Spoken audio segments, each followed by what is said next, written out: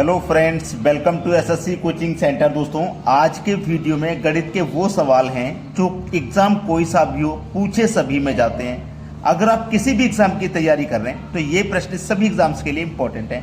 तो चलिए स्टार्ट करते हैं। पहला क्वेश्चन है, शुद्ध दूध वाले एक कंटेनर से 40% को पानी से बदल दिया जाता है और इस प्रक्रिया को 3 बार दोहराया जाता है। तीसरी बार के अंत में दूध की शुद्धता क्या होगी? देखिए, जो भी दूध की शुद्धता होगी शुरुआत में 100% होगी। अपने आप में जो भी शुद्धता होगी सबसे पहले अपने आप में वो 100% होगी। कितनी होगी भाई? 100%। अब 100% को हम क्या करेंगे? 40% पानी से बदल देंगे, यानी कि 40% को हटा देते हैं। 40% को जब बदल देंगे तो बचेगा कितना दूध? 60%। ठीक है, 60% बचेगा दूध। इतना तो क्लियर हो गया ना, 60% बचेगा। तो 60% को आप प्रतिशत में जब चेंज करोगे, भाई परसेंट का मतलब बटे में 100 होता है। देखिए, 0 से 0 कट जाएगा, 1 0 है बटे में तो 10.6, 10.6 निकल के आएगा। 60% का मतलब 10.6। तो हमारे पास स्टार्टिंग में कितना दूध था? 100% था। बाद में कितना रह गया? 10.6 रह गया। 10.6 ही तो रह गया, 60% रह गया मतलब 10.6 रह गया। अब इसी प्रक्रिया को 3 बार दोहराते हैं। 3 बार दोहराएंगे तो पावर 3 कर देंगे, 2 बार दोहराएंगे तो पावर 2 कर देंगे, 4 बार दोहराएंगे तो पावर 4 कर देंगे। ठीक है, चलिए 100% गुने 6 का क्यूब करोगे आप 216 हो जाएगा। इतना क्लियर है? 6 का क्यूब करोगे 216 हो जाएगा। अब 6 का क्यूब किया 216 हो गया, लेकिन यहां पे दशमलव भी तो है भाई, यहां पे दशमलव भी तो है। अब 100 का मल्टीप्लाई कर दोगे 216 से तो 216 ही रहेगा। और ये 2 0 हैं भाई, ये 2 0 हैं। क्लियर? अब ये 2 0 इस परसेंट से ये 2 0 कट जाएंगे, क्योंकि आपको पता है परसेंट का मतलब बटे में 100 होता है। तो ये 100% है, परसेंट का मतलब बटे में 100, तो ये कट गया कि नहीं कट गया? कट जाएगा भाई, कट जाएगा कि नहीं कट जाएगा? अब 6 की पावर 3 है, कितना भैया? 6 की पावर 3 का मान 216 है। अब एक संख्या बाद दशमलव यहां पे मैं लगा दूंगा तो कितना हो जाएगा? 21.6% हो जाएगा, जो कि हमारे बी ऑप्शन में दिया गया है। अब इसको दूसरे तरीके से भी करेंगे। बच्चे इसको गलत बता सकते हैं कि सर जी आपने गलत किया है। अब दूसरे तरीके से बच्चे कैसे करेंगे वो मैं आपको बता देता हूं। यहां तक हमने जो किया है बिल्कुल सही है। 6 का क्यूब किया 216, तो मैं इधर लिख देता हूं 100% गुने 216। ठीक है, 100 का मल्टीप्लाई 216 से करूंगा तो 216 ही रहेगा, और ये 2 0 आ जाएंगे आपके लास्ट में आ जाएंगे। यहां तक किसी कोई दिक्कत नहीं। अब मैं जब 6 का क्यूब कर रहा हूं, 6 का क्यूब का मतलब क्या? 6 गुने 6 गुने 6, यही तो है। अब ये दशमलव है तो यहां भी दशमलव, यहां भी दशमलव, यहां भी दशमलव, तो 3 बार मल्टीप्लाई होगा तो 3 संख्या के बाद में दशमलव लगेगा। तो 1 2 3 संख्या के बाद में दशमलव लगेगा, तो 21.6 अभी भी वही आंसर आएगा। मैंने थोड़ा सा शॉर्ट कर दिया था, आप इस मेथड से करोगे लेकिन आंसर वही आएगा। तो सभी को प्रश्न क्लियर हो गया? अब देखते हैं अगला सवाल। अगला प्रश्न है, 3 के बटे में 1 का स्क्वायर गुने 2 का स्क्वायर, 5 के बटे में 2 का स्क्वायर 3 का स्क्वायर, 7 के बटे में 3 का स्क्वायर 4 का स्क्वायर, और ये चलता ही जा रहा है। ये किसके बराबर है?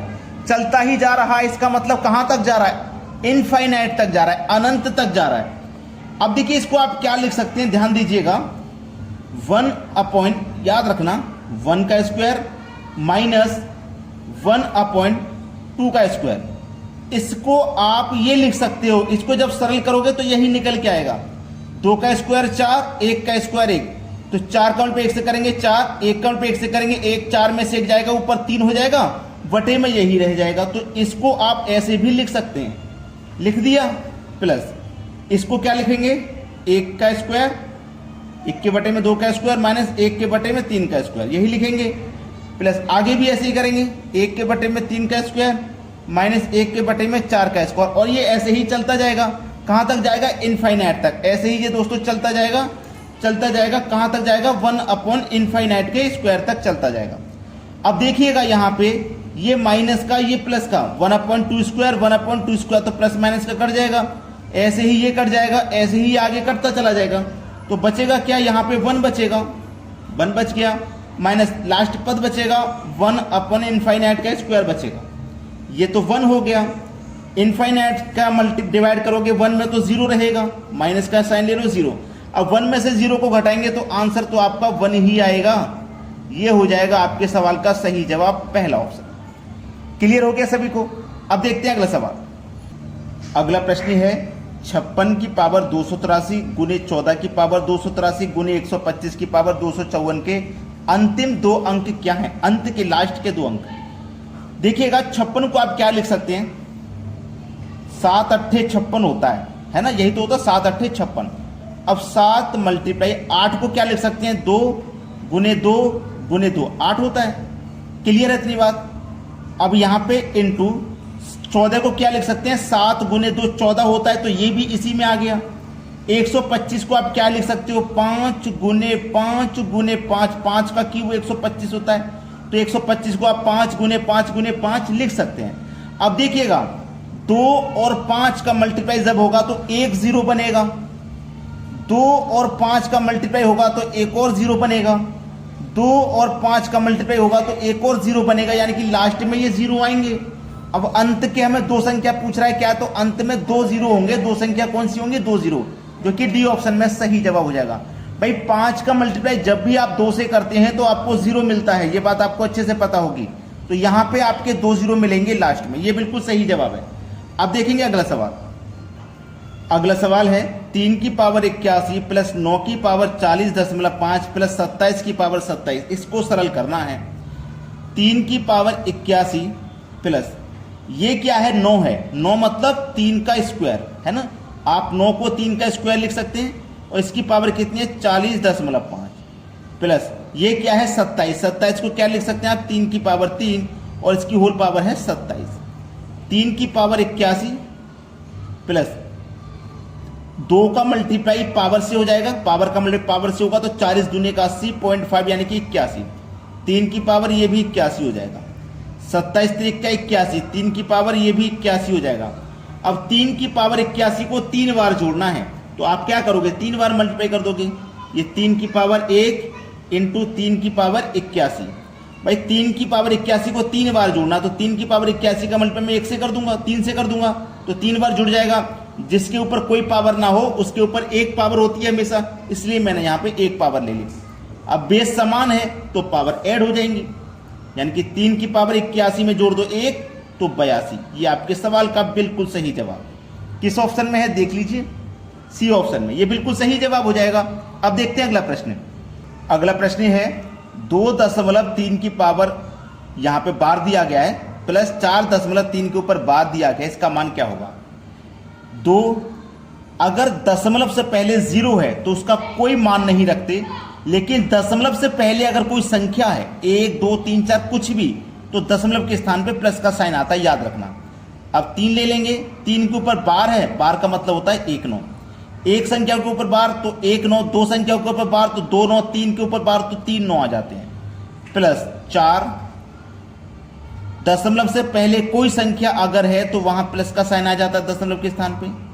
3 के ऊपर बार बटे में 1 9। अब देखिएगा 2 प्लस 4, 2 और 4 को जोड़ेंगे तो ये 6 हो जाएगा। प्लस 3 1 कम 3, 3 3 9, 3 1 कम 3, 3 3 9 कट गया तो 1/3, 1/3 जोड़ेंगे तो 2/3, 3 6 18, 18 में जोड़ दो 2 तो 20/3। देखो 20/3 आपको बी ऑप्शन में मिल जाएगा, ये बिल्कुल सही जवाब है। अब देखते हैं अगला सवाल। अगला सवाल है विरामों को छोड़ दिया जाए तो बस की गति 80 किलोमीटर प्रति घंटा है और विरामों को मिलाकर बस की गति 60 किलोमीटर प्रति घंटा है। बस प्रति घंटा कितने मिनट रुकती है, यह पूछा गया। देखिएगा इसका ट्रिक मैं आपको बता रहा हूं, शॉर्ट ट्रिक बिल्कुल। इसका ट्रिक यह है कि जो आपकी बिना रुके गति है, जो आपकी गति है टोटल विरामों को छोड़ करके, यानी कि आप कहीं पे किसी स्टॉप पे रुके, उससे कोई मतलब नहीं है। ये कोई स्टॉप है, यहां से आप चले यहां तक बिना रुके चले, 80 की गति चले, तो ये जो आपकी टोटल गति है ना वो ही लिख लीजिए। 80 की रफ्तार से आप चल रहे हैं, लेकिन जब आप रुक रुक के चलते हैं, इस स्टॉप से चले यहां के लिए, लेकिन कभी यहां रुके कभी यहां रुके कभी यहां रुके, तो रुक रुक के आप पहुंचे 60 की चाल से, ठीक है। तो आप ये स्पीड वाली जो चाल है ना, इसमें से माइनस कर देंगे जो विरामों वाली चाल है उसको, बटे में रखेंगे ये वाली चाल 80 स्पीड वाली चाल। ठीक है, अब इसमें करना क्या है आपको, आपसे पूछा है बस प्रति घंटा कितने मिनट रुकती है, कितने मिनट प्रति घंटा, घंटा का पूछा है ना, तो एक घंटे में होते हैं भाई 60 मिनट, तो उसने पूछा 60 मिनट में कितना रुकती है। अगर बोले 2 घंटे में कितना रुकती है तो 2 घंटे का मतलब 120 मिनट पूछ रहा है, पूछे 1.5 घंटे में तो 90 मिनट का पूछ रहा है, पूछे 100 मिनट में तो 100 मिनट से मल्टीप्लाई करना है। याद रख लेंगे इतनी बात को।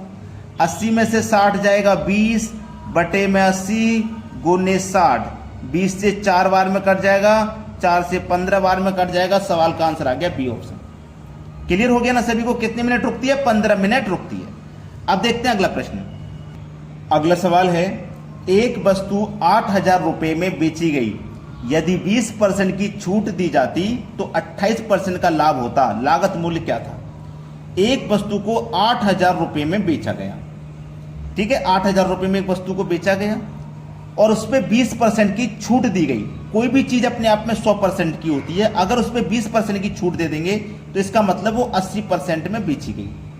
ठीक है, अब देखिएगा 8,000 का हम 80% निकालेंगे, 8,000 का 80% निकालेंगे, परसेंट का मतलब बटे में 100, 2 जीरो से आपके ये 2 जीरो कट जाएंगे, 8 8 64 और 2 जीरो यानी कि 6400 हो जाएगा। तो इसका मान कितना हो गया भाई, 6400 रुपया हो गया, 6400 रुपया हो गया। अब उसने बोला है 28% का लाभ होता तो लागत मूल्य क्या है। 28% का लाभ कब होगा, जब 100% की चीज को आप 128% में बेचेंगे तभी तो 28% का लाभ होगा। तो क्या करेंगे, इस 64 में 128 से डिवाइड कर देंगे और आपको लागत मूल्य निकालना है, मतलब 100% का मान, तो 100 से मल्टीप्लाई कर देंगे, सवाल हो जाएगा यहीं खत्म। तो देखिए 64 एकम 64, 64 दुने का 128 और ये 2 जीरो आ जाएंगे यहाँ पे, 2 से कटा दूंगा 100 को तो 50 बार में, 5 का मल्टीप्लाई 1 से करो 5, 2 जीरो ये 3 जीरो हो जाएंगे, यानी कि लागत मूल्य क्या था, 5,000 रुपये था। सी ऑप्शन हो जाएगा सही जवाब। अब देखते हैं अगला सवाल। अगला सवाल है 32 की पावर 5 प्लस 2 की पावर 27 किससे भाज्य है। आप देखो ध्यान से देखोगे, जो 32 लिखा हुआ है ना, असलियत में ये 2 की पावर 5 है और इसकी होल पावर 5 है, प्लस और ये क्या है 2 की पावर 27। ठीक है, अब 5 के ऊपर पावर, पावर के ऊपर पावर तो मल्टीप्लाई हो जाएगा, तो चलिए 5 का पावर के ऊपर पावर है तो मल्टीप्लाई हो जाएगा, 5 का मतलब 5 से हो जाएगा तो ये 25 प्लस 2 की पावर ये कितनी 27। अब सीधा सीधा सा सवाल है, ये भी देखो बेस समान है, ये बेस समान है। अब यहाँ पे भी 2 की पावर 25 है, 2 की पावर 25 इसमें भी शामिल है, तो 2 की पावर 25 आपकी कॉमन आ जाएगी। यहाँ से 2 की पावर 25 पूरी चलेगी तो 1 बचा, यहाँ से 2 की पावर 25 चलेगी तो 2 की पावर 2 बचा, यही तो बचा। तो 2 की पावर 25 इंटू 2 का स्क्वायर 4, 4 में जोड़ दो 1 तो हो जाएगा कितना 5। अब देखना किससे भाज्य है, इस 2 का और इस 5 का मल्टीप्लाई होगा तो क्या बनाएगा 10 बनाएगा और 10 आपका 10 से विभाजित हो जाएगा। तो आपका सी ऑप्शन बिल्कुल सही जवाब है। अब देखते हैं अगला सवाल। अगला सवाल है, इस तरीके का जब सवाल रहे, इतनी बड़ी संख्या रहे, तो आप क्या सोचेंगे कि इसका मल्टीप्लाई इसमें करेंगे फिर माइनस करेंगे इसको, तब जाकर के हमारा आंसर आएगा। नहीं, इतना काम आपको नहीं करना, मैं आपको बताऊंगा चुटकियों में सोल्व करना। एक छोटा सा पहले एग्जांपल अगर मैं आपको दे दूं तो वो एग्जांपल क्या रहेगा, जैसे मान लीजिए सेम टू सेम देता हूं मैं, 16 माइनस 4/7, ये क्वेश्चन है बिल्कुल ऐसा ही है, इसमें थोड़ी बड़ी संख्या है, इसमें थोड़ी छोटी, तो छोटी संख्या के एग्जांपल से मैं आपको समझा देता हूं। तो आप क्या करोगे, ये जो 16 लिख रहा है ना, आप 16 को 15 प्लस 1 लिख सकते हैं, 15 प्लस 1 16 ही होता है, माइनस 4/7, तो आप एक कम करके लिख सकते हो ना, ऐसे 16 को 15 प्लस 1 लिख सकते हैं। अब देखिएगा ये 15 रहेगा, 7 का मल्टीप्लाई 1 से करोगे, 7 एकम 7, 7 में से माइनस कर दोगे 4 तो कितना बचेगा 3, तो 3/7 आ जाएगा। ठीक है, क्या किया हमने, इस संख्या को भी बिल्कुल वैसे ही करेंगे, एक कम करके लिख लेंगे, तो देखिएगा 8 9 3 4, एक कम कर देंगे तो 5, ठीक है, प्लस का 1, जो एक कम किया था वो ये रहा। अब माइनस 8 7/8 9, अब सवाल का आंसर हो ही चुका है, 8 9 3 4 5 रहेगा ये वाला, 89 का मल्टीप्लाई इस 1 से करूंगा तो 89 रहेगा, उसमें से माइनस कर दूंगा 87 तो 2 बचेगा, 89 रहेगा ना, माइनस कर दूंगा तो तो माइनस कर दूंगा मैं इसमें से 87 को, तो 2 बचेगा, तो यहां पे 2/89 ही आपका आंसर आ जाएगा। ये आपके सवाल का बिल्कुल सही जवाब है। तो आपको कुछ नहीं करता, बस चुटकियों में सोल्व करने वाले सवाल हैं, इसमें कोई ज्यादा मेहनत नहीं रहती। वीडियो कैसा लगा आपको कमेंट करके बताइएगा। वीडियो देखने के लिए बहुत बहुत धन्यवाद।